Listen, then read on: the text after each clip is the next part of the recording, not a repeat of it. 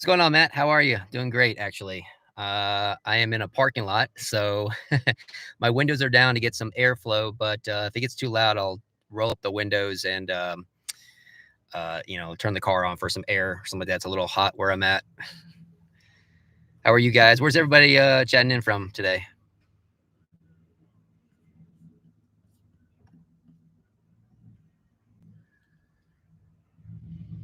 Oh, me, I'm in a national forest. I'm up in the Sierra Mountains at a national forest just outside of Kings Canyon, Kentucky.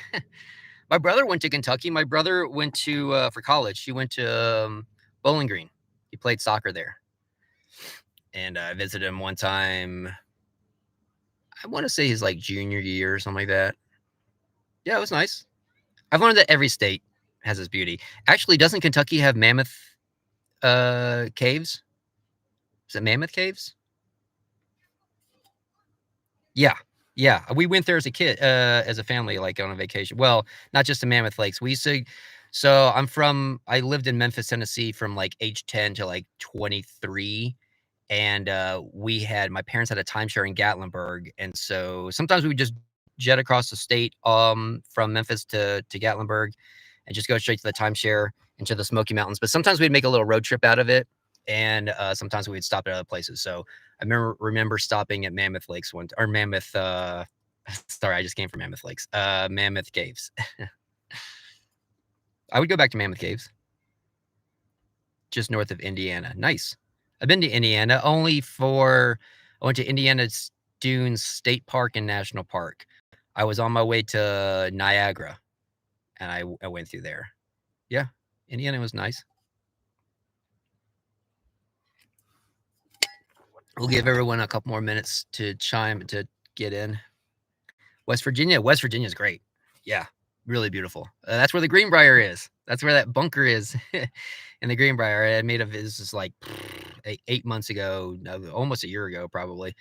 I was in Virginia going through Shenandoah and dipped into West Virginia to go to the Greenbrier because I listened to a podcast about the Greenbrier, which is if you're not familiar, the Greenbrier is a resort that's been there forever. And underneath the resort, underneath this, anybody can go to this resort, but underneath it is a secret bunker. Well, it used to be a secret bunker that was built for Congress back in the late 50s, early 60s, in case Russia had attacked us with nuclear weapons and hit DC. It was a fallout shelter to get Congress out of there. It's pretty amazing. Western North Carolina, nice. Yeah, North Carolina's a beautiful state as well. Another state I'd like to spend more time in. I didn't get as much time. I left, from Florida. I've been lucky. I've spent a lot of my time on the East Coast, so I didn't feel as compelled to stay out there as long. But I also left Florida last June 1st.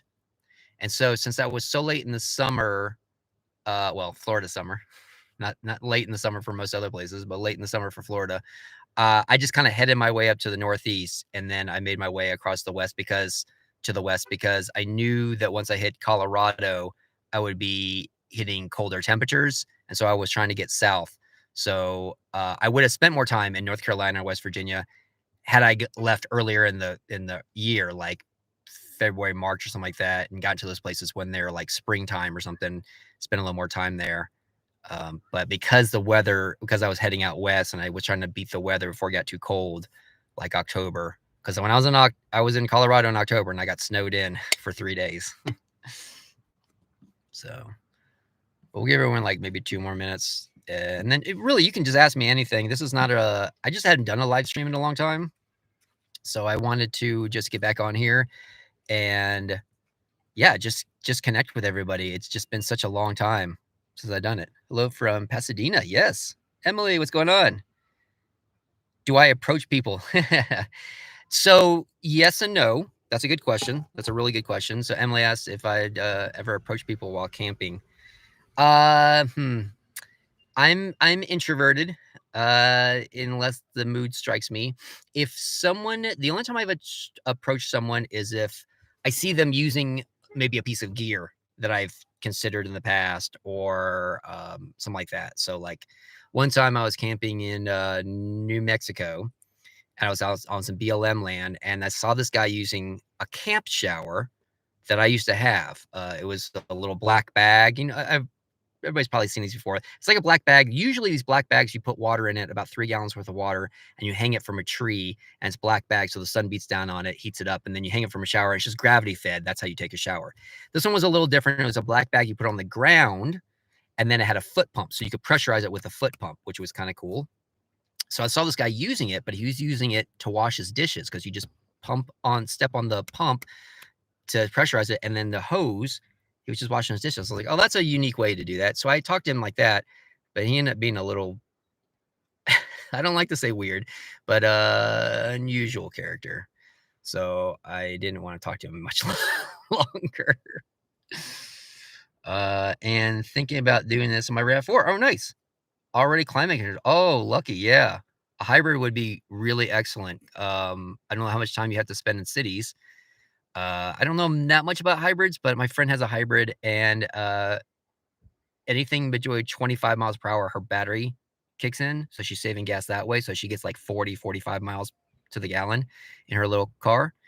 And that would be super nice in cities. Actually, that'd be super nice. Some of these mountain roads, you can't get above 25. They're so windy. I've been on so many windy roads in the last couple weeks that driving takes an hour to go 15 miles, literally. And I'm like, man, that'd be nice to save on some gas. Because I'm always like, that's one thing about these mountain towns is it's so small. I have to map out where gas stations are ahead of time. Luckily, there's one not too far from me. I passed by it this morning. But yeah, hybrid in a mountain town would be great. Is it true that getting more expensive to find cheap free places to stand at? Oh, I don't think so. The question was, is it true that it's getting more expensive to find cheap free places to camp now? I don't think so. Personally, I don't pay for campgrounds. I just don't. It adds up really quickly. Even the most primitive campsite is going to run you $30 a night, and a primitive campsite is not going to come with any kind of amenities. Maybe water, maybe a pit toilet. That's about it. I just don't like campgrounds for a lot of reasons. First off, again, that does add up every night, so I don't pay for those kind of things. And two, I like my peace and quiet. I like being away from people. In fact, usually I usually sleep on BLM or public land somewhere, and there's a ton up here in the mountains because there's just so much national forest.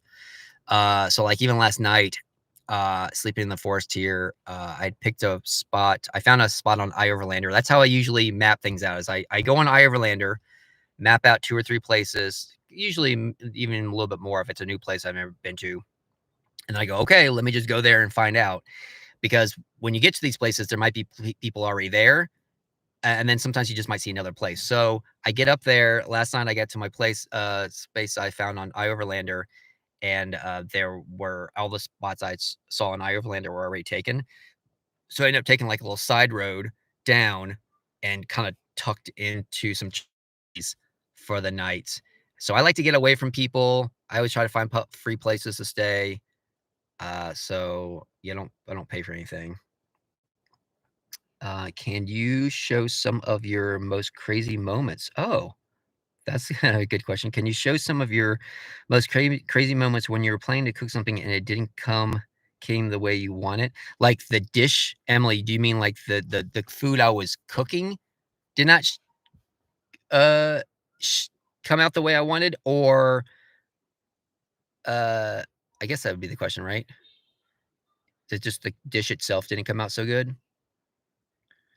Hello, Lama and Ayana. I've already slept in my RAV4, and it was nice to have AC overnight in the summer and the heat in the winter. Yeah, for sure. Does the hybrid, I guess since you have a hybrid, it's just running off the battery all night, huh? So you can do that a little bit better than running in a gas engine where you're just wasting gas all night, huh?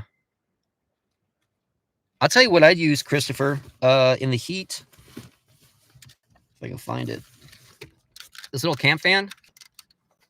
It's in my Amazon. Oh, that's better. It's in my Amazon storefront.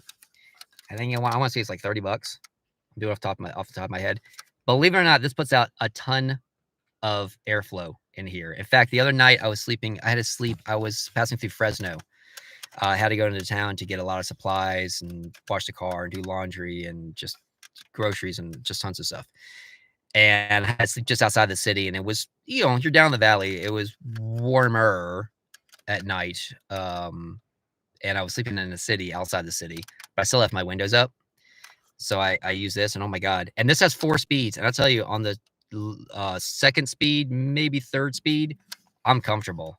If I leave it on second speed all night, then it doesn't waste down the battery. And it doesn't really matter because my Anchor, my portable power station back there with that light on, it's so close to the fan, I can just plug it in all night. So I love it. And then what I do is I put it on top of the fridge like that, and I just angle it down like that towards me. My bed's just where the fan's facing. I'm very comfortable. And it also has a hook, although the hook fell out. It's not hard to put it back in, but I can hang it from this little hook goes in the bottom of it, and I can hang this from like the grab handles on the back, in your car. These things. I can hang it from there. And then this thing totally can flip around wherever. So great little fan. I'll put a link at the end of this in the description area for this video. It really saved me. Oh, Emily, you were asking about anything that came out. I don't have video of this. This is back in my car camping days, but I'll share a story with you that I cooked something one time that didn't come out. This is back when I used to just car camp in Florida. And me and my friend Sarah, that we used to go camping a lot. And we decided we would try to do lasagna, or I think we tried to do lasagna in a cast iron over. Whoa, thank you, Iana. Oh my gosh, thank you so much. Oh my gosh, that's huge. Oh, thank you. Wow. You guys' generosity is way too much. If you guys just show up these things, I'm impressed. So thank you so much. Wow. Really, wow, blew me away. Let me get back to Emily's question real quick. So Emily's asking what's something I cooked that didn't come out so well. So back in my car camping days, me and my friend, we were trying to cook lasagna, I think in a cast iron over a fire, just an open flame, and it didn't. The noodles stuck to the pan really, really, really bad, and yeah, it just did not come out good. It didn't taste good. The noodles all stuck to it. I think they were like bake. I think I picked up the wrong kind of lasagna noodles, and I think they were bake kind, or you had to cook them. I don't remember. I just picked up the wrong kind of noodles, and like they stuck to the pan so bad. Yeah, it kicks out every hour for about a minute or two, and that's it. Oh, that's cool, Christopher. Wondering if you've had any problems with theft or vandalism. Oh, okay, that's a good question, actually. When you had the teardrop, was leaving it behind for a long day hikes on a concern to you? Yeah, that's actually a really good. Llama asks me if I've ever had any problems with theft or vandalism, or just concerns with leaving myself behind. I have concerns with leaving my car behind anywhere I go. Anywhere I go. And that is because my life is in my car. I've made it where this is the kind of a tip that I would pass along to anybody who's even if you're not car dwelling, even if you're not going to live in a car, but you're going to be in a situation like a parking lot or somewhere, and you have valuables in your car. Most break-ins into a car are going to be a smash and grab. They're going to break the window and they're going to grab what they can. So book bags, this is why a lot of cars get broken into, is that a book bag's been left out, a purse has been left out. It's some sort of easy grab and go situation, because a car alarm's going to go off. People are going to hear the smash window. You just kind of want, the thief probably wants to get in and out. So it wouldn't be out in a couple of seconds. So there's nothing in my car that's a grab and go situation. The only thing you're going to grab is my sleeping bag. I mean, I don't know that anybody's going to want to steal that. You ain't running off my battery. It's all ratchet strapped down. You ain't running off my fridge. Even if it wasn't ratchet strapped down, it weighs 100 pounds. You ain't running off of that. You'd grab clothes. I don't have any book bags. I don't have any bags. I don't have anything in the car that's just a grab handle kind of situation. No electronics are out. So I do worry about leaving my car behind everywhere. But to answer your question, I've never had an issue. No one's ever approached me. I've never come out to my car and found that it's been tampered with, messed with, anything like that. In the worst case scenario, I'll actually put my blackouts that I have for stealth camping in a city when I don't want to be spotted in the vehicle if I'm sleeping. I'll put those up during the day to block out what you can't peek in the car and you can't see anything. So I'll put those up. But I've never, to answer your question, I've never had an felt threatened. I just always have that guard up to protect myself. Oh my gosh, thank you so much. You're just too generous. Thank you so much, Llama. Thank you. Thank you. Thank you. Thank you. So hope that helps.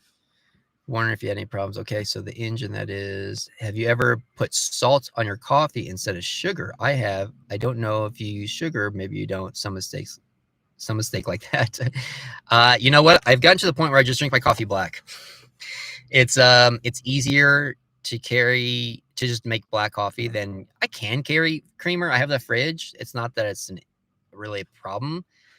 I don't know. I used to put creamer in my coffee. I used to do those flavored creamers like Hershey's chocolate or Southern Pecan was my favorite. I think they're all made by Southern Delight. Well, other companies make them, but the Southern Delight ones, they were flavored, vanilla, Irish cream. They make a peppermint one, but that's not, I don't like those kind of things. Any of those flavored creamers, I used to use those. I used to use teaspoon and a half roughly, but I found them too sugary. So I started cutting back and I got down to like half a teaspoon. And then eventually I was just like, I don't want to buy these things anymore. Because I'm not a big sugar person. I'm just really not. So I stopped using them. I just went to black coffee. And on the road, it's just easier. It's just easier. I did like that dry creamer when I used to weekend camp. Just for the weekends, just bring dry creamer. And I hated that stuff. Powder stuff. It's just not for me. So I don't know. So to answer your question, I don't put sugar and I don't put salts in there as well. How is your new blanket? So, oh my gosh. Yeah, you can't see. I'm doing this on the laptop so that's widescreen so you can see more. Yeah, the blanket's actually, that solar panel I just bought, it's on my hood right now. It's power. I have the Starlink on and the solar panel. It's all hooked up to my Anchor, my power station, and I'm probably at like 90% on the power station. It's amazing. This is the best thing I ever get. This is a game changer. Having more solar and the Starlink has made me be able to stay up here in the mountains. The only thing I need to leave the mountains now for is refueling. I was in the mountains like a week and a half with all my supplies, and I really was down on food. Actually, my Yosemite video is posting right now. It's uploading right now. So I'm also using Starlink to upload my video, stream this, and the solar is all hooked up. And that's why I'm in a parking lot, because I'm in a forest and there's so many trees. This is the only place I can get to get a good shot of the sky with the Starlink, and the solar can charge. So game changer with the solar panel, Emily. Hello, Mr. Ike. Thanks, Michelle. Thank you for your comments. They're always very, very sweet. I love it. I've been watching your videos, getting my RV ready, RAV4, excuse me, ready for camping. My goal is to take oh, wow, that's cool. Cool. Yeah. Yeah, the year-long trip was, I'll tell you this thing. With a year-long trip, I don't know what you're planning, but with a year-long trip, for me, I kind of had an itinerary, right? Starting in Florida was kind of the perfect storm to like just go straight west, then north, then east, then back south. I just made a big circle around the United country for a year when I had my teardrop. But I often would deviate because I would talk to a local. Like, I'm at this lake today because someone online told me go to this lake, so I came to this lake today. Although I have to do some work, I can't spend a lot of time in the lake today, but I did come up here to see it and just hang out for a little bit. But if you go on your year-long journey, then I would say talk to locals, ask them what's cool in the area, and if it's something a little bit of a, maybe not too far of a drive or something like that, take recommendations. The locals know where to go. So take recommendations on your long journey. So that'd be awesome. Tint your windows dark enough so they can't see in your car. Yeah, I can do that as well, Christopher, but it costs money. Oh my gosh, Emily, thank you. Jeez, you guys are too amazing. God bless. Thank you so much. I definitely could tint my windows, Chris. It's just another expense I just don't really need to take right now. There's a lot of things that if money were not an issue, I would do. The biggest thing to this thing, if I'm gonna be in this car for like a while longer, I would lift it. I'm finding myself trying to get a little bit more off the beaten path. I'm finding myself having to wanting to be a little bit higher on this car. I wish I had a little bit more ground clearance. It's been several days, or sorry, excuse me. There's been several times in this car where I've had to stop going down a dirt road to sleep or camp because it's just not. I'm not high enough ground clearance. So if I was to do anything to this car versus tinted windows, I'd probably put a lift on this car, big time. Not sure why the silly muscle gif appeared. I have the anchor. Yeah, that's the one I bought. Yeah. So like C1000. That's the one I bought. You're welcome, Emily. I didn't hear your reply. Oh, did you ask me a question? Let me go back. I'm sorry. Diana, let's see. You asked me a question. Did you ask me a question? Diana asked, I'm so sorry. I saw your donation and I went right over it. What makes you keep going? I feel I will give up the place I want to go to is either too far down the road or the road is too hard. What makes you keep going? I feel I will give up if the place I want to go to is either too far or the road is too hard. I see what you're saying. Well, what makes you keep going? Being outside. I was recently listening to a podcast, and I think the topic of the podcast was like, how do you not get negative thoughts to enter your brain? Because we're all human. We all have negative thoughts enter our brain. And one of the recommendations the guy said was go outside, go for a walk, be present in the moments, listen to just the trees or something like that. And, I did a video, this is, several months ago now, back at the end of the last year, but I was getting burnout. I was not really, I was kind of not the greatest mental state. And literally like 2 days later, I found myself in Nebraska walking through the Bisty Badlands. Instantly felt better. So if your question is like, what keeps me going on the road? It's just seeing more and more of these kind of places, seeing more and more lakes, streams, mountains, oceans, new places. I love that kind of stuff. If your question is what keeps me going, because I think your second part of it was, I feel I will give up if the place I want to go to is either too far or the road is too hard. Don't push your boundaries. I don't push my boundaries. Like I said, this car doesn't have the highest ground clearance. So if I'm trying to get to a place that someone said online is really beautiful, but I don't feel I can safely make it there, and I'm a solo person, I don't want to get stuck. I don't want to put myself in a dangerous situation. I just don't go. I don't push myself. I go to my comfort level. I think that's the biggest thing is you'll find that most van lifers, car dwellers, anybody who lives in a vehicle will tell you it's gut instinct, especially when you come to sleeping. It's a gut instinct. It's something you just feel is right or wrong. So same thing. If you feel like you're wanting to go to a place and it's just too strenuous to get there, too tough, too much, just don't go. Just don't go.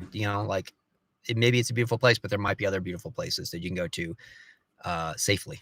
So I hope that answers your question, Diana. I'm sorry I didn't see it the first time. I apologize. There's so many questions coming in. Oh my gosh, we got so much. Emily gave me, oh my gosh, you guys are amazing. Thank you so much, Emily. All the time. Thank you. I have the EcoFlow Delta. Yep. EcoFlow Delta is great. Lose power for, yeah. That would be great for homes. Sure. Hello from Las Vegas. Yeah. Sweet. Jenny, I spent like a month in Las Vegas. Have you made any close friendships on the road? Yes and no. And not this journey. I've been in the car now for a year. When I had the trailer, I actually met some people like 3 months in, and some of them I still talk to. One of them, this guy, he lives in Yucca Valley, outside of Joshua Tree, and I connected with him when I was passing through the area, and we hung out for like 3-4 days. So yeah, some people I have connected with and have turned into long-term friendships. Sure. Yeah, Toyota front runner would be the answer. It's money. But when I was looking at buying this car, I looked at the 4Runner, but it was just out of my price range. But yeah, 4Runner would be sweet. Trust me, I look at 4Runners all the time. There's none in this parking lot, but there's some that I see on the road, especially in this area of the country because the mountains are nearby. So you just see them in towns and places. They're sweet when they're jacked up and they got the roof tent on them, and yeah, they're sweet. A 4Runner would be the answer, but love your positivity. Thank you so much. I try to be. What are the best apps to use for finding free locations? Okay, Michelle has asked a great question. What are the best free apps for finding free locations? iOverlander, hands down. The Bible. If you talk to most van lifers, car dwellers, people who do a lot of off-grid camping, I would argue that probably none of them don't have iOverlander. There's two versions. There's version 1 and 2. They're both free. Version 2 does have an what do they call it? Pay-in subscription thing that you can get offline maps, which is huge. If you're in mountains and places like that, you can download an entire state for offline maps, and then you can find places. And iOverlander will not just find free places to sleep, it'll find water, it'll find propane, it'll find Wi-Fi, laundry. You can go through, there's a list of all the different places that are different things you can find with iOverlander, and I use probably a fraction of those. Points of interest, I think hotels are on there. Established campgrounds are on there if you want the to pay for a site, but then those come with water and toilets and trash. And if you have an RV or a bigger setup with black tanks and stuff like that, then you can get that kind of stuff at an established campground. So you can find all that stuff. So iOverlander, number 1. Campendium. I haven't used Campendium in a really long time, but I have it on my phone. Campendium's another one. Also finds free campsites. And freecampsites.net doesn't have a very good app. It's really just more of a web browser kind of thing. But freecampsites.net will also help you find. There's some other apps, but I don't find them to be very useful. There's an app called Seeker, I think it's just Seker, but they put what do they call it? Like the little 2 dots over the E. So it's like an abbreviate. So it's like a Seeker, like SEE, but it's just at 1 S, I think, or 1 E rather. They help you find BLM, campsites, stuff like that, but I don't find it to be very good. iOverlander's the best. Hands down. It's the best one. It's easy to use. It's community-based, but so many people use the app that there's constantly things in there. So yeah, iOverlander is the best one. How's the Subaru for reliability? Yeah, great question. Chris asked, how's the Subaru for reliability? Awesome car. I love this car. In hindsight, I wish I had something a little bit bigger. It'd be nice. A 4Runner would be excellent. But the Subaru's been great. I've been very impressed with how much it's handled. I never had a car with all-wheel drive before. And I think every Subaru has all-wheel drive, and it has definitely helped me find or get to places, like I said, that are a little bit more remote.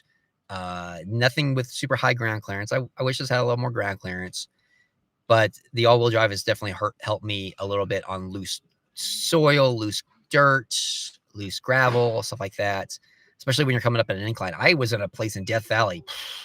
It was like a 14% incline going up. That's steep, because I have a thing in this car that'll tell you how when the car's angled at its departure or incline, it'll tell you what the car's angled at, and it said 14%. And I was like, oh, I don't know if I can make it up that thing, and I did, and it handled just fine, and it was a great spot to sleep at. That's when I slept at that abandoned mine, and so Subaru is great. I like it.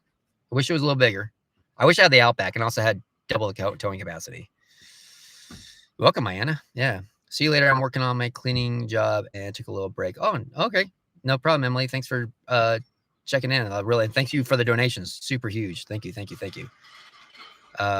Yeah. Thank you, Emily, so much.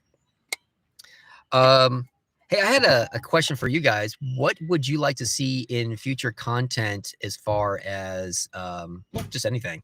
What would you like to see in future content? Because I'm always kind of thinking, I always try to give advice into my videos on, okay, if you come to this place, check this out, or expect these expectations, or here's the cost, or here's what it's like to get here. I try to do that. I try to add in information about the car. Here's why I did this. Here's why I did that. Here's my fridge or something like that. But, I don't want to be redundant. I don't want to go over the same old things all the time. So, I guess the question for you guys is, what would you like to see in future content, if anything, differently. I don't know.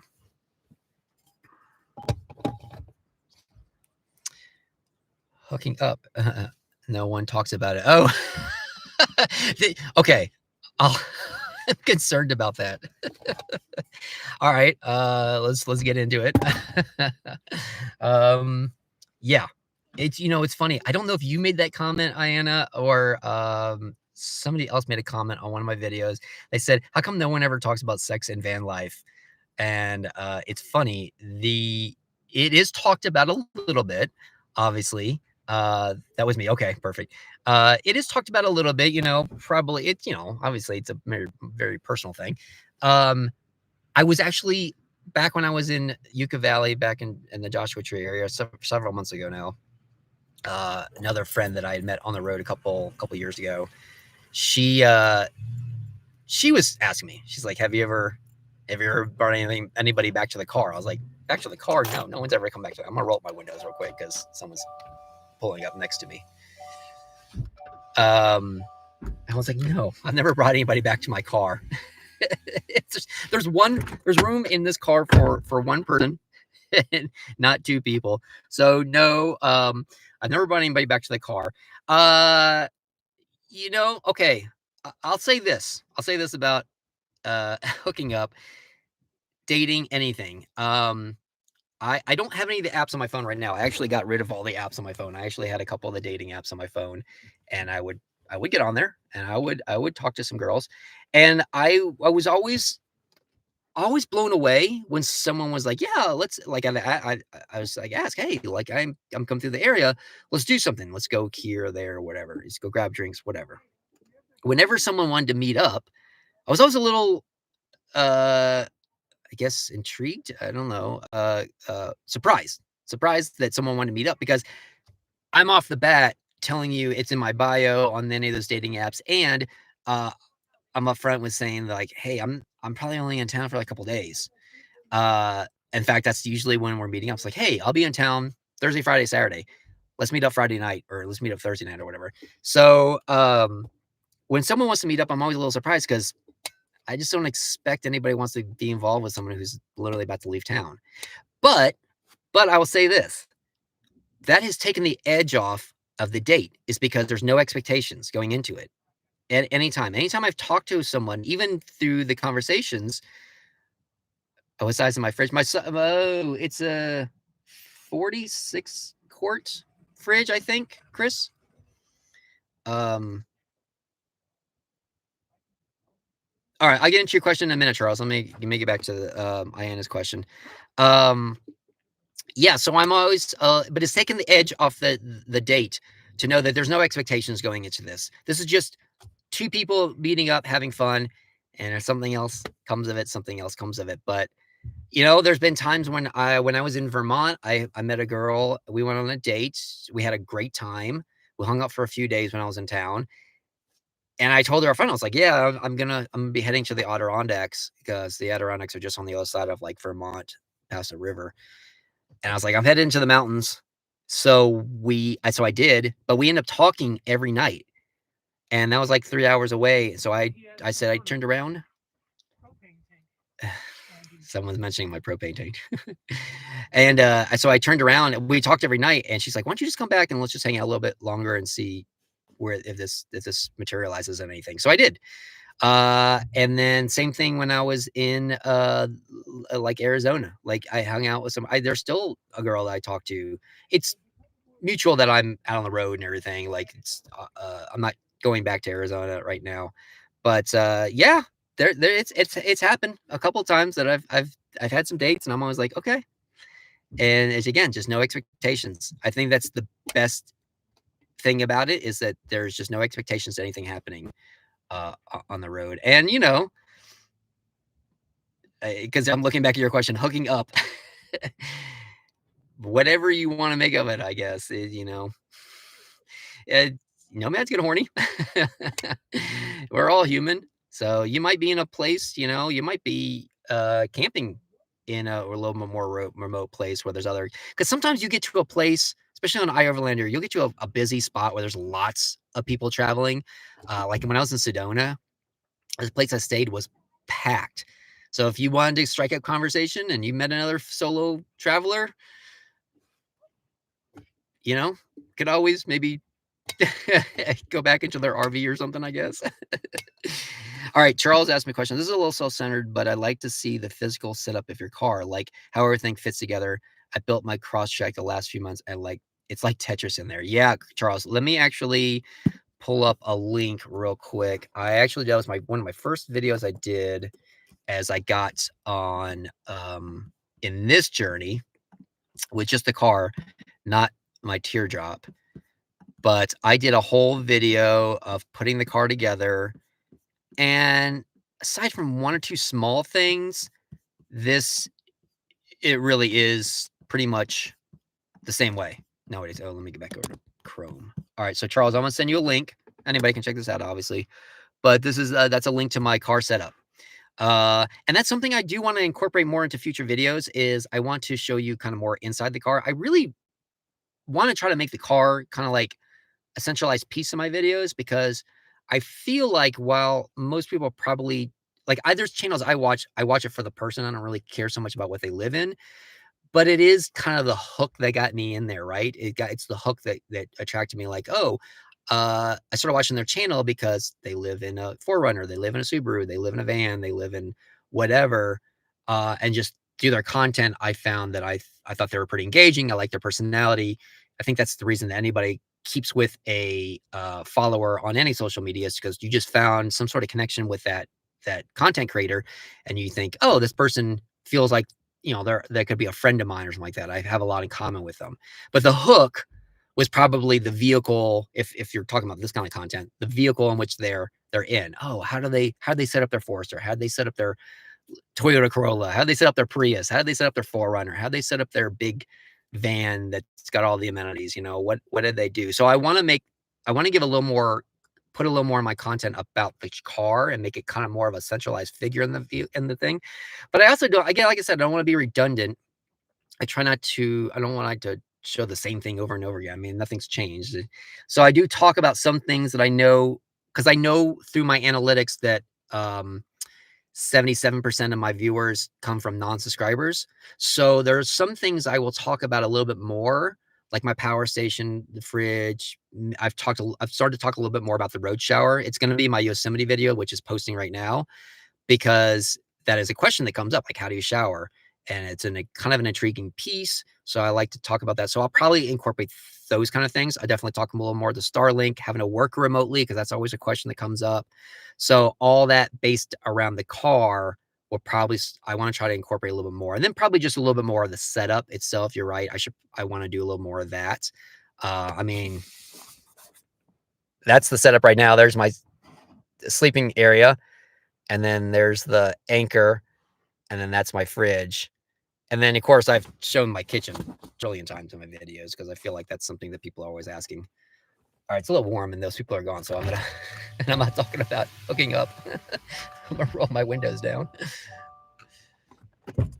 All right, where am I from? I am from, well, that's kind of a loaded question. I am from Miami, Florida originally. That's where I was born, but I was raised in Tennessee, moved there when I was like 10, Memphis, Tennessee, moved back to Florida in 2023.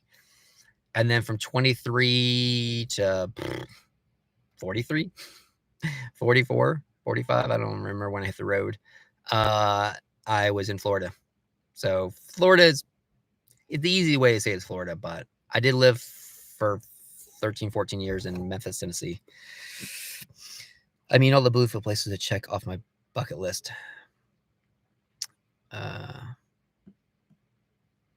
Do you ever think of getting another trailer? No, I don't. That's one of the things I'm going to film this week. I have had so many questions about the teardrop and the trailer, and do I miss it, and why did I get rid of it, and when did I get rid of it? Some people maybe just don't follow the channel that much, and they saw me that saw the channel a long time ago when I had the teardrop, and now they're watching newer stuff, and they're like, hey, wait a minute, this guy used to live in a teardrop. I don't miss the trailer at all. There is so many tight, narrow roads. Like the place I stepped out last night, nope. I might have been able to get there with the trailer, but it would have been tight. I've had to just do, like, I'm terrible with directions. Awful with directions. There's been so many times I've been driving, missed my turn, had to turn around in the middle of a road that's pretty narrow. And even with the car, I've had to do like a 5-point turn. No way I could have done that with the trailer. No way. There's just no way. I don't miss the trailer. And the trailer didn't do anything for me. The trailer was basically this car with a little bit more space. That was it. I could have obviously I was slept in the trailer, so I had more space in the car. That would have been nice because obviously my bed takes up literally half of the space in the car here. And so I'm always limited on space. So, and I like a setup where I don't have to constantly move things. I don't want things on top of my bed that I have to like move to the front or anything every single day. I like a setup where I can just get in, get out, go to sleep in 5 minutes, 3 minutes if I want to. Like I like a pretty simple setup. So I don't miss the trailer. I didn't offer anything, no flexibility. I had a cook outside, shower outside, use the restroom outside, even just relax outside because it was not a place to go into and sit down. This is way more comfortable sitting in this driver's seat than sitting in my teardrop, sitting on my butt with my legs flat out in front of me because it wasn't like there was no like chair in there where I could like sit down like bent, like at a comfortable angle. My legs were slipped out. So I was constantly like my legs were going to sleep and I was constantly, I would every hour and a half or whatever, I had to get out of the trailer and stretch my legs, and I don't miss it. I don't want to get another one, but I'm going to do a video about it. Awesome. Thanks. I saw this video months ago and even bought a few of the things. Yeah, the cargo net is awesome. It's right above me. Yeah, dude, this thing is great. All my winter gear is up there. And believe it or not, it's going to get to 33 here in the mountains. Tomorrow night? I think tomorrow night. I'm going to be pulling out my red Rab jacket tomorrow night, probably. Talk about laundry. Okay. Yeah, that's a question I get asked a lot, actually. It's not as exciting as you think. I do it at laundromats. That's it, laundromats. Yeah, coin operated laundromats. That's not a challenge to find either. I found laundromats in small towns. I found laundromats obviously in big towns. I found laundromats at campgrounds. You go to a campground if that's another thing that iOverlander would be a great resource for. You can find laundromats on iOverlander, and go to a campground and just ask them, can I use your laundry? Most campgrounds they're coin operated machines. So they don't care who they take their money for their money from. You're like, so yeah, laundromats. I just was in Fresno and went to a laundromat for laundry. That's it. I will say this about laundry. Consider if you're looking at living in a vehicle, consider where you're going to put your laundry, your dirty laundry, because that stuff is stinky. So one of the things I considered when I was putting this car together, my setup together is, okay, where am I going to put my dirty laundry? What kind of bag am I going to use? And where am I going to keep it? Because if I keep it in the car, it's going to start to sink up this car pretty quickly. And the more I put in there, that bag gets bigger and bigger and bigger and bigger, and it takes up more and more and more space. So for me, mine's in a zipper bag. It's a travel bag. So it's a travel bag that I could travel with, like on a plane. Sometimes it's a duffel bag. It's not something I'm going to hike with or anything. It's just a duffel bag, but I could take it, I could take it to the gym. I could take it as a shower bag. I could take it to, on a flight somewhere. It's just an old duffel bag, but it's a zipper. So when I put my laundry in there, I can zip it up and the dirty smell stays inside the bag. And then that goes in my roof box. So the roof box is closed up all the time. The zipper on that bag is closed up unless I need to open it up and put more dirty clothes in there. So that's something to consider, is you can use a laundry bag or a trash bag or whatever, but you may have to get, especially a trash bag would probably over time just tear and rip and stretch out. So you'd have to get new ones. And so I wanted something that I had to do that, because then I had to buy a big roll of laundry, or not laundry bags. I had to buy a big roll of garbage bags, and then I have to keep that somewhere. And I just didn't want to do that. So I like the duffel bag, and it's just something I already had.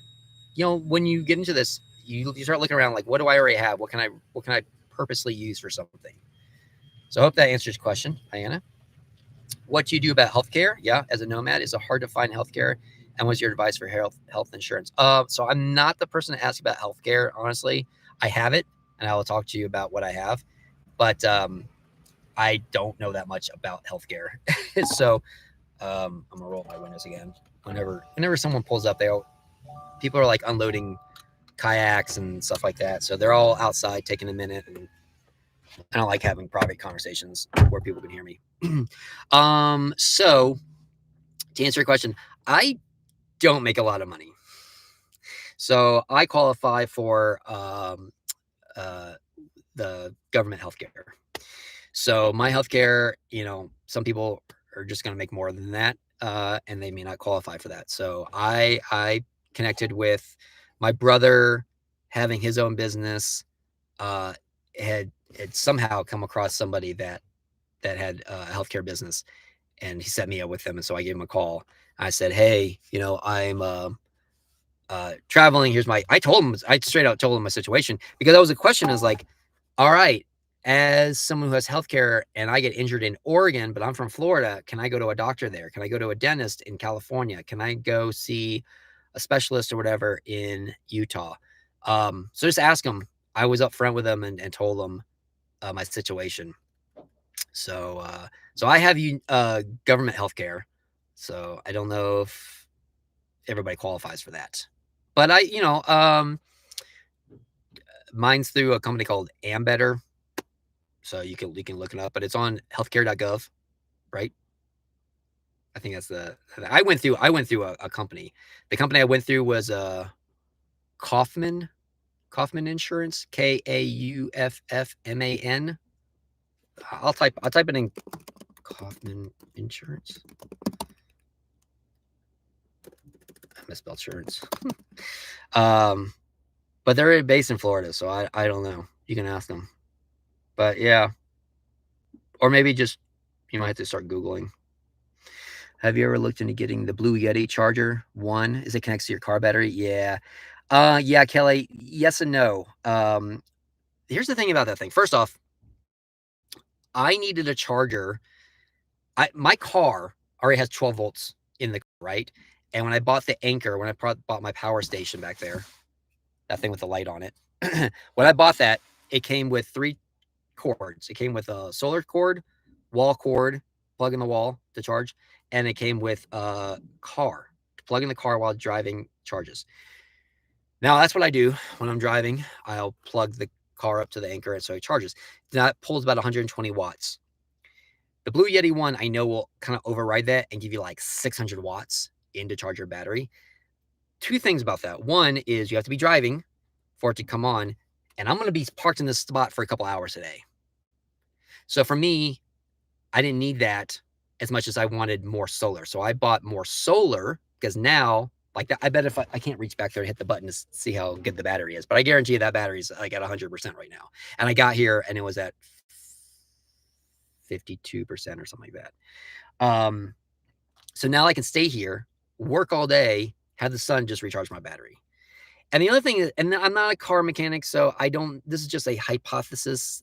I would have to do some research about it. But that Blue Yeti one thing, because it's giving you more power from your alternator than what your car is designed to give you, I feel like that's just very taxing on your car alternator. I would have to do a lot of research to see how safe that is to use, because I feel like something that's overriding giving you that much power just can't be good for your car over time. I could be totally wrong. I have no idea, but I feel like if your car was designed to give you that much power output, then why wouldn't it just do it naturally? Why wouldn't the car manufacturers go, yeah, the car can totally put out 600 watts, no problem. So I don't know. That was my take on it. That's why I didn't get it. But if you're but you do your research about it. If it seems safe, it seems something to work out for you, great. If you do a lot of driving where that thing's always charging, I just find myself sometimes at a campsite for 2 or 3 days having to set up camp and work. My car's not running at all. So I wanted some more solar. So for me, the solar was way more important.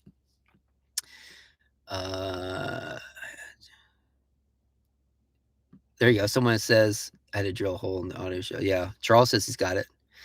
I paid an audio store to pull it through the firewall. Yeah. Yes. I guess it depends on car use. Sitting in a spot for a while would make the charger one useless. Want a power station like that overload the alternator? Yeah. That's what I'm saying. Like, I don't know. It just made me uncomfortable. Like, again, I'm not a mechanic, but I kind of echo what Matt's saying. I didn't know. I would do research about it. That's all. For me, the biggest thing, like just do research about something, get to know the true answer to something. So that was my take on it. The Charger one doesn't let it. It has some algorithm built into the unit or something like that. Okay. Yeah, it may. It may. I don't know. Great question. Makes sense. I agree. I would rather have the extra solar. Yeah. Yeah. Everybody's setup is going to be different, right? Some people may be doing more driving. And so it may, and if it was safe on your alternator, the Charger one, right? Isn't that what it's called? Charger one, would make a lot of sense to charge your battery really nice. But then again, if you're doing a lot of driving anyways, 120 watts, it takes a lot longer to charge your battery, but it's still charging my battery. And then honestly, this power station, while it's heavy, it's not unnecessarily heavy. I can, as long as I took it into, I sat at a coffee shop yesterday because I was still in the city yesterday, and I was editing my Yosemite video, which is uploading now, and there was a wall socket there. Like, it's one thing when I have to go into a place of work, libraries, coffee shops, any place that has Wi-Fi, that's work. First thing I'm going to go in there is I'm going to scope it out. I'm going to look for a wall charger, and is there a table that I can sit next to that wall charger? And does the wall charger work? Because I've been to places where the wall charger don't work. So I'll go in there like a cell phone charger. I plug it in the socket next to the table that I'm going to sit at. And then if everything's working and I can sit there and I can post up for several hours, I'll just bring my Anchor power station in there and charge it, stop working. And then 3 or so in the afternoon, I took it into the coffee shop to charge for an hour. So that was my setup. And then the solar, yeah, it's just a game changer for me because right now it's charging my battery and I'm just sitting here. What do you know about the LTVAs in Quartzsite? And do you ever camp there? What's an LTVA? What is that abbreviation? Long-term fans? Nice haircut. Yeah, I got my haircut. It wasn't like amazing, so that's why I had the hat on. I guess it's all right. It's not amazing. Long-term visitor. Oh, yeah. I mean, I know they exist. I know you have to pay something for it. Long-term visit areas in Quartzsite, I'm pretty sure you got to pay for. I looked at them. I also know they're packed because I drove by them, and I also know they don't offer anything. I think they had a pit toilet. I think they had a dump station because a lot of RVers are going to do that kind of stuff. So I think they had a dump station, of course, a trash can. But in Quartzsite, there's so much open public land around Quartzsite. You can stay in a long-term area if you want to. The rule is you're supposed to stay in a public land up to 14 days. If you stay over 14 days, no one's going to come by and kick you out. If you stay 3 months, someone might come by and kick you out. But don't ever say you're welcome. So there's so much public land around Quartzsite, a place like Quartzsite. You can stay 2 weeks. You can get by, a little bit longer. If you were to say 20 days, no one's going to say anything. And then just move to the other side of town and then move back every 20 days. Just go to different places. Maybe that's a hassle for you, but it would save me money. I don't know what the cost is for long-term parking in Quartzsite. I remember seeing it, but I remember seeing cost. I was like, not interested. I'm on a budget, so I didn't do it. Yeah, long-term visit area. That's okay. Misadventures. It'll be on. We're gonna. I'll be probably wrapping this up in like 10 minutes or so. And my Yosemite video. Let me see. Yosemite video. So I got 20 minutes to upload my Yosemite video. Will be out pretty soon after this live stream. It's got to process the 4K. It always takes a minute to process the 4K. I'm getting screaming internet from the Starlink. I'm getting 206 megs a second down, but I'm only getting like 3 megs up. I don't know. The Starlink is weird. So it's going to take a while to process, but don't forget the golden rule. Never get married. Timmy always makes sure. He's like, don't get married. Don't do it. I won't, buddy. I won't. That's why I'm doing this now. I'm single. What areas would you avoid going to again? Any popular ones? I remember seeing your video on Sedona, how crowded it was. Yeah, that's a good question. There's a lot of places like that. A lot of people have gotten into just the outdoors since 2020. So a lot of places are getting more and more packed. The funny thing, I would go back to Sedona. I was actually just talking to my friend yesterday. Uh, and she's in Southern Arizona, and I said, you know, and she said something about Sedona, and I said, yeah, I'd go back to Sedona. It is busy. I guess just set your expectations. Um, I would try to maybe pick a time of year. I wouldn't go during the summer. A, it's just too packed, and B, it's probably too hot. So Arizona gets pretty hot in the summer. I would probably go more again in the winter. I went there for Christmas, and I was still out in shorts on Christmas Day. So yeah, I would go back to Sedona. I guess to answer your question, I wouldn't go back to any place that's just overly like. I just left Yosemite, and oh my God, was it so busy? It was so busy. In fact, the last couple of days I was there, they instituted a reservation system for the rest of summer. It's in my video. Again, my video is uploading right now for Yosemite. I talk about it, and I didn't even know that was a thing. I didn't even know that you had to have a reservation the last week I was there. So I had to get a reservation to do one of the hikes I wanted to do. Yeah, I would not go back to Zion during the summer peak time. I would not go back to Yosemite summer peak time. I would not go to Yellowstone. I wouldn't go to any of those kind of places summertime peak season. Of course, you know, it depends on if I'm in the area for something else and it's just nearby, maybe I'd go to it. But I can't really, I don't know if there's any place I would not just hands down like never again. I don't think so. There's so many other places I haven't seen though. Don't forget a golden rule. I'm going on a trip mirroring your first. Oh, cool. First year on the road, and that would be a good fit info to have. Yeah. Yeah, definitely, Kelly. Yeah, just think about if it's popular places, national parks, national monuments, gorgeous areas, and usually not nearly as busy as a national park. So just FYI. So look up national monuments, and a national park pass gets you into the national monuments for free. $80 for a national park pass for a year, and you get to national monuments and national parks.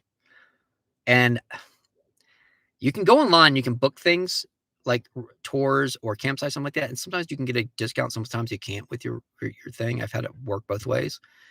But national monuments are amazing. I would just consider if you're traveling, what time of year is it and how popular is the spot anyways, Kelly.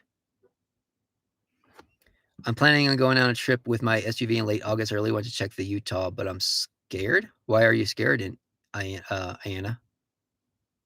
Have you ever been to Mexico? I hear food service and everything is cheaper there. Mexico, not New Mexico.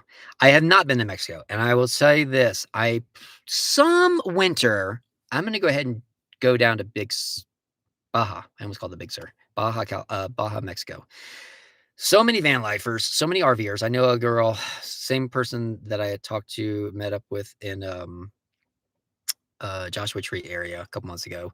She spent the whole winter in Baja, and everyone brags about it. But I don't know anything about Mexico. And yeah, I would just do research. How safe is it? When I've been told avoid Tijuana like the plague, I've been told avoid Tijuana. Go through a different entry point. I'm gonna roll my windows down. Now those people got their kayaks out of their truck. I would do my research on how good is it to how safe is it. From what I understand, it's not that it's not safe. It's just sometimes the entry points to Tijuana is supposed to be not very good. So many people have said that they go through Tijuana and they get pulled over by a cop for something BS, and then the cop just tries to get them to bribe them because everything's so corrupt down there. So like people have said they've had to pay a couple $100s to get out of a traffic violation because they just see that you're an American and they just want money. So I would do a lot of research for it, and then I would see what's popular. I would probably feel a little safer going down to Baja knowing somebody who's gone, or go with somebody, or pick spots that are a little more popular. I don't know. I think it's just Mexico. You just hear a lot of stories, and I know that half of them are not true. But you know, I am a solo person, so I have to consider my own safety. So I would just want to do a little research. So yeah, I want to. I'll go down there sometime. I'm scared of driving alone. Why are you scared of driving alone? Just driving? Or being out in nature alone, being by yourself alone? Go for it and just hop in the car and start driving. Kind of. Charles not right, or not wrong, rather. Hi from Orlando. Hey. Nope. Arts, tips, and tricks? Nope. Not going back to Florida probably anytime soon. Nothing for me there. I have family and I have friends, and I have a small 3-foot storage unit. But no, I don't want to go back to Florida really anytime soon. Heading for San Diego next week, thank God. Fossil Creek. Oh, nice. Yeah, I've been in San Diego. I have a lot of national monuments on our route. Yeah, cool. National monuments don't get near the crowds. They're beautiful places. National parks are national parks for a reason. There's hands down. But and state parks. Check out state parks. Usually state parks have a fee associated with them, like $20. But there's been tons of great state parks. Here's a good one. South Dakota, Custer State Park, hands down. It is better than some national parks. Custer State Park, South Dakota. And that's right around Rushmore. That's right around, what are some of the other ones? Badlands. Yeah, Custer State Park. Goblin Valley State Park, Dead Horse State Park. Utah's got a ton of them. Probably more in Arizona. Check out some state parks. Again, they're all like $20, but Mexico is safe. I have friends there now. Yeah, I'm sure it is. I just need to do my research about it. I'd love to see a video sometime behind the scenes, like how you set up your camera up while driving and stuff like that. Oh, okay. Could do that. It's kind of hard. I only have one camera. I have my cell phone camera. That's it. That's what I film on. And so what makes it challenging is there's times where I want a secondary shot. I don't have it. I can't give it to you. So it would be very complicated, challenging for me to set up a shot where I'm showing you how I'm doing something. But I can certainly talk about it, like why I set this up or how I do this, or I can show you a little more of my gear. I've actually really contemplated on setting up a Patreon or YouTube memberships. And I've thought about, because but my roadblock is, what would I give you extra, right? Why would you pay for something that I'm getting it for free? But yeah, I thought about doing a little more behind the scenes stuff. So I could do something like that. Mexico is safe. Do you not have to worry about your fridge when your anchor dies? Oh, not so much. Now that I have the more solar, my fridge, my anchor doesn't die often. I'll be really honest with you. Now that I have the more solar, 400 watts of solar, I don't worry about it. So no. And I've actually accidentally left like the fridge unplugged. Like right now the fridge is plugged up to the anchor, right, to get power. But I've like gone on a hike that I knew was going to be gone for 4-6 hours, and I forgot to plug in the fridge. But you know, it's not getting, when I come back, the hottest temperature that fridge has ever gotten after it's been unplugged for a couple hours is like 41 degrees, which, don't get me wrong, is not like the safest comfortable temperature for like meats and things, which I usually have in there. But I'm not doing it for days on end. I'm doing it happens for a couple hours. I'm like, okay, it's fine. That fridge is actually pretty good. It's the EcoFlow Glacier. You can look it up, but I don't think they make it anymore. Yeah, I would get a Dometic fridge if you're looking for a fridge. They're more expensive by far, but the compressor is supposed to be super quiet. That's important. That thing is right next to my bed. I sleep right next to my fridge. So when that compressor kicks on at 3 in the morning, you don't want something loud. If you get a cheap $200 12-volt fridge, that compressor is probably going to be loud, and it might wake you up, and it may run a lot longer, and it may not be as insulated. So get a Dometic, look at a Dometic, or look at one of the better IceCos. They're apparently really good. But get one of the better ones, because I've read some reviews about the IceCos, and they said the same thing. They're like, the compressor is super loud. Charles, I'm scared to drive outside of California. Why are you scared to drive outside of California? I'm in Tahoe. California drivers are worse than anywhere else. Custer State Park is amazing. Nice place. Yep. What's your best national? Oh, I don't have a best national forest. I don't know. They're all gorgeous. As long as I can sleep in them, I'm fine with it. Devil's Tower, Badlands, Rushmore. Yep. That whole area. Tahoe is beautiful. Yep. I may have been there for my entirety of my trip, no doubt. Yeah, I'm technically still on a 15-year road trip. Wow. Okay. Nice. Thanks for doing the live. I have to run. Have a great day, Eric. Thanks. Yeah, you're welcome. Thanks, Matt, for chiming in. I'm actually going to wrap this up as well pretty soon. I feel like I should just buy raw lands in the States I want to visit and do my camping there. Yeah, no doubt. There's so many public lands though. There's so much out there. IceCo makes also good fridges with very reliable compressor. Okay, there you go. Yeah, I haven't done as much research about them. One or two that I was looking at before I bought this one. Some of the reviews were just kind of like this on them, but they probably make stellar products. I would just do your research. I just bought a huge RV fridge. I will see how loud it is on my road trip in July. Yeah. I don't know that much about all the fridges out there. This one's pretty good. If you can find the EcoFlow Glacier, it's been pretty good. I did have a compressor issue with this one 6 months in or so. I had to change out the fridge, but this one after that has been fine. It's really quiet, keeps food very cold.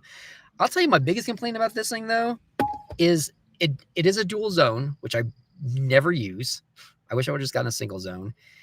And that's because the dual zone is almost split. It's almost, if this is the size of the fridge, when I put in the dual zone, it goes down to like half and half. It goes down to like half of it is fridge, half of it is freezer.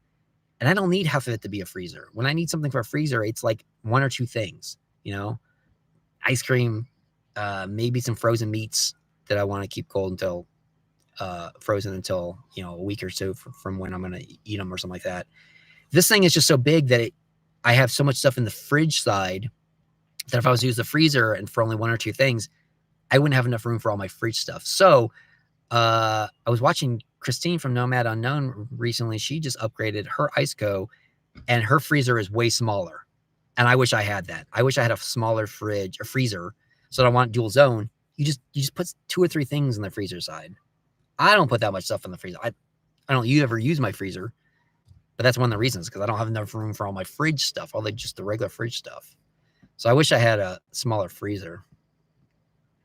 Just feel like to buy. Iceco makes it good. I just bought a teardrop. I have a cheap Bow RV fridge loud. It's nowhere near as good as a Dometic, but it works. And it's on my head. Oh, nice. Okay, there you go. Sorry, Eric. Charles and I are having our own conversation. Yeah. Oh, no problem. Thanks for doing this, Eric. You really inspired me to get out there more often. Oh, thank you. Thank you. Yeah, that's really the goal of the channel. I hope that anybody who watches my stuff just gets inspired to not just travel, get outside, not just get outside. What I really hope to do, honestly, this is a big goal with the channel, is to hopefully inspire people to just pursue with their passions, pursue with their dreams, pursue with something that they desperately like to do in their life. It doesn't have to be travel, doesn't have to be visiting nature places. But before I got into this, I used to sit at home and I'd watch van lifers and people who car dwelled and people who travel a lot. And I was like so envious and so like, oh my gosh, how do they make that happen? It's so amazing. And then as I got into this, I was very nervous when my first day. I did a video a long time ago, but my first night on the road, how I was like, oh my God, I made a massive mistake. I don't have a job anymore. All my stuff is in storage. I'm leaving what I know behind, friends and family, things, all my stuff for a life on the road by myself. What have I done? This is the biggest, dumbest mistake I could have done. So I was really, really, really, really, really nervous on the first night. And it took me like a week to get over that. But I pursued, and I was like, no, this is something I really want to do. I'm going to try to stick with it for at least a couple months. And if I still in a couple months feel like this is not for me, then this is not for me. I just turn around and go back. But that was the biggest thing. But after a month, I was like, all right, I'm fine. I'm good. I found my routine. I discovered what works for me in this lifestyle. And I found out that I'm happiest in this. So that's the biggest thing is I hope to inspire people just to push forward with passions and goals, no matter how scary they may seem. If they are something you can practically accomplish, you will probably regret it more if you don't. So that's my biggest goal with the channel. Yes, same. I would not have started my own trip without Eric's teardrop video. Oh, cool. That's awesome. Thanks, Kelly. It didn't seem realistic or grounded until I saw someone else doing it. Yeah, that's a good point. That's a good point. There's camaraderie in unison, right? There's you're like, oh my gosh, someone else made it happen. That's what I looked up when I was watching van life. I wasn't even watching van life videos because I knew I had this car. I was watching people who lived in cars. How do they manage in a car? Not a van. Van's bigger. A van has a cooking area. A van has a proper bed. A van doesn't have a sleeping bag. It has proper sheets and like a proper place. How do they do it in a car? That's way different. That's what I'm going to be in. So yes. So that's the other thing is I would say, look up people who are doing this lifestyle in whatever setup you're going to be in, because then you're going to get inspiration from how they do things. Inspire me for sure. I will do my trip in August. Oh, that's so cool. So cool, Ariana. How do you have any favorite places to disperse camp in Colorado? I'm doing a 2-week trip. I wanted to venture out from campgrounds, try disperse camping. I went through the Rockies. I know I keep coming back to it, but honestly, download iOverlander. If you're just doing 2 weeks, do like the free version. Don't pay for the upgrade version, which gives you offline maps. You'll find so much. I don't remember off the top of my head just right now. When I was also in Colorado, I went through Denver and visited a friend's sister, which I knew my friend's sister. I've met her before, but she was nice enough to let me stay with her for like a week. So when I was in the Denver area, I stayed in the house. But when I got up into the mountains, I just basically stayed through the Rockies. Going from like the south, like came in from like Boulder and then headed south and got out to Grand Junction and just slept in the mountains. I don't remember any dispersed camping spots right off the top of my head, but I definitely use iOverlander and found a lot of spots. Sometimes you're just gonna be sleeping on the side of the road. It's not always the most glamorous thing. Do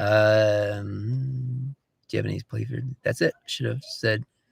That's it. I shouldn't have said nervous, not scared. Should have said nervous, not scared. Yeah. I got you, Anna. Yeah, I was very nervous when I got on the road. But again, you'll find you find your groove. That's the biggest thing is like you're giving up all the things you know. You're giving up all the comforts, the things you know for the things you don't know. Most people are going to go into a situation of any kind that they're never done before. They're like, I've never done that. I've never done this thing before. So I'm nervous about how the outcome's going to be. Am I going to mess it up? And yeah, you are going to mess things up. You're going to learn. But the biggest thing is you're going to learn about yourself. You're going to make mistakes, but they're going to be self-inflicted mistakes that you can grow upon. So all the things you learn, as long as you don't put yourself in a ditch or something like that with your car, they're more probably growing things, something you're going to learn about yourself. I've learned that I'm pretty like how self-reliant I really am and how much less I don't need in life. That's a big thing. Because that was the biggest thing is like to give up all those things I have in my house, my apartment. I need these things. I need that clock on the wall. I need that picture. I need this couch. I need that coffee table. I don't have any of those things, and I don't ever think about them ever. The only things I think about are the things I have with me. And there's things that I have with me that I'm like, why do I have this extra t-shirt? I never wear it. Is Starlink worth it over hotspot? Yes. Starlink is so worth it. Very expensive, but if you use it as much as it last month, the first month I had it, I used 435 gigabytes. And I'm uploading right now. I'm streaming right now, and I'm uploading right now. If you find yourself, Chris, in remote places a lot, like I knew coming into the Sierras that I was going to be in very, very remote places. I knew that finding public Wi-Fi, like I usually go to libraries to find public Wi-Fi because it's just a comfortable place. You can sit down. There's a desk. You can plug your electronics into. You can charge and you can work. I knew that there'd be hit and miss. I knew that I wouldn't find that many. So Starlink for me is a game changer. Like I was familiar with it before I hit the road, and I didn't get it because of the cost. And I thought I could be fine relying on public Wi-Fi. Some places, yes, tons of public Wi-Fi. Other places, no. And I knew coming out here, not a lot of Wi-Fi. So I would not be able to stay. I was in Yosemite for 8 days. I was in Death Valley for 7 days. I was in the Sierras, just I'm going to be up here on this side of the mountains for a couple weeks. I would not be able to do any of that without Starlink. No way. I'd get 2 days in all those places where I had to go down and do videos for clients and stuff. No way. Starlink is definitely worth it. Any recommendations in close Vegas for any recommendations close to Vegas? Oh gosh, yes. Yeah, absolutely, Jenny. Everywhere around Las Vegas is car camping. Go. My favorite place that I stayed at was just south of Las Vegas, 20 minutes down the road from Henderson. Go look up Seven Magic Mountains. And around the corner from Seven Magic Mountains, just a mile away, is BLM. I stayed there almost every night.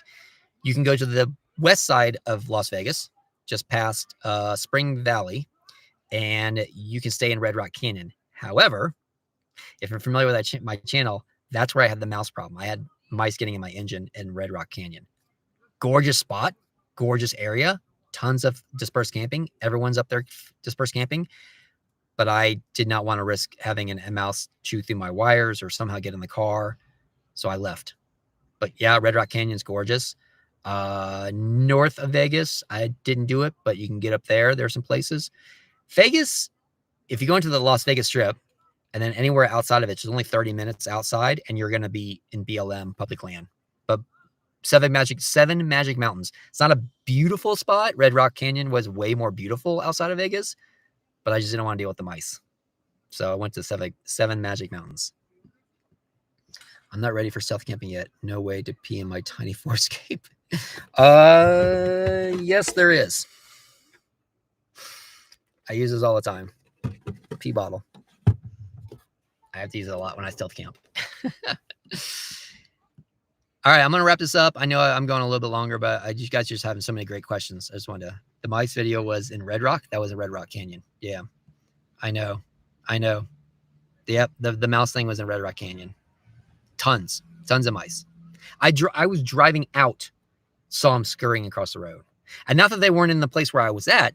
There was just less. There's so much bush, like trees, small bushes in Red Rock Canyon. I think that's where they hide out in. I could be wrong. I don't know. I'm not an expert on mice. But yeah, they were all in Red Rock Canyon. You guys have it easier. I saw that video and cinnamon drives mouse away. Yeah. I've tried everything, trust me. Oh, thank you so much, Charles. Thank you. Thank you for your donation. That is super amazing. Thank you. Yeah, man. Cinnamon, peppermint, everything. It doesn't work. You can try everything. It don't work. I tried cayenne pepper, peppermint. It doesn't. And after I posted that video, I had a couple of van lifers, like people who'd been on the road for a couple of years. This one girl was like, I tried everything. She said, all the things I tried, hood up, motion lights, those sound activated things. One of the things I cut out of my video for time sensitivity in my Death Valley video was I had talked about how I looked at one of those, there's like these devices you can buy that put out a high pitched sound that apparently rodents don't like. And it has a strobe light on it. So you're supposed to put it near mice activity and they're supposed to drive them away. So I looked into those things and I was like, well, how well does this work? So I watched a guy online post a video where he bought one because he kept having mice in his engines, and he lived in a city or something like that, but he had mice in his engines. So he put it in the device in his engine, turned it on, then baited by putting some peanut butter right next to the device to see if the mouse would come back. The mouse came back. He's got it on video where the mouse is sitting there eating the peanut butter directly next to that device that's supposedly putting out this high-pitched sound with a strobe light thing going off because apparently they don't like quick flashing lights. That mouse did not care. That mouse did not care. That mouse was sitting right there just nibbling on that peanut butter. They don't work. Nothing works. If they want to get in there, if they smell food, they'll get in. So yeah, right now I can't get to it real easily to show you. It's on the other side of the computer. It's really hard to get to. But I went through when I was in Mammoth Lakes, just outside of Mammoth Lakes. I don't remember what small town I was going through. I went through and I didn't have it. Even though the peppermint oil didn't work, I wanted some line of defense to try. So I picked up at an Ace Hardware. It said mouse repellent, but it didn't say anything about peppermint. So I bought it and I was like, okay, it's something. And I got it and I started spraying my engine and it smells awful. It has got a foul, death-like stench. It smells like rotten meat.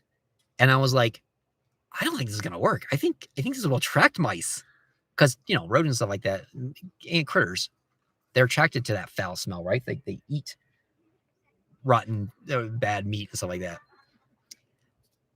But I haven't had a mouse engine. Anytime I've had to use it, I have not had a mouse engine. Or mouse problem, excuse me.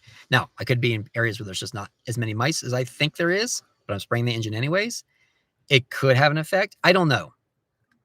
But You can try the cinnamon, but I had no success with any of those things. Thank you. Stay safe. Oh, yeah. Definitely, Iana. Yeah. Definitely. Light bulb under the hood. Yeah, I tried it. Trust me. I tried a motion light, flashlight. Not a flashlight, but a light. Tried them all. Gotta run. Thank you very much. Yeah, it looks like everybody's chatting off, and we've gone an hour and 20 minutes. So I'm gonna sign off as well. So thank you very much for everyone who chimed in. My Yosemite video will be up right after this. It actually is published now. It just got published. So just FYI, if you got a little more time in your hands, or this weekend, my Yosemite video is live now. It might be still processing the 4K, but it's live. All right, guys. Thank you so much. That was fun. Look forward to. Yeah, I want to do more of these. It's been far too long. Sorry,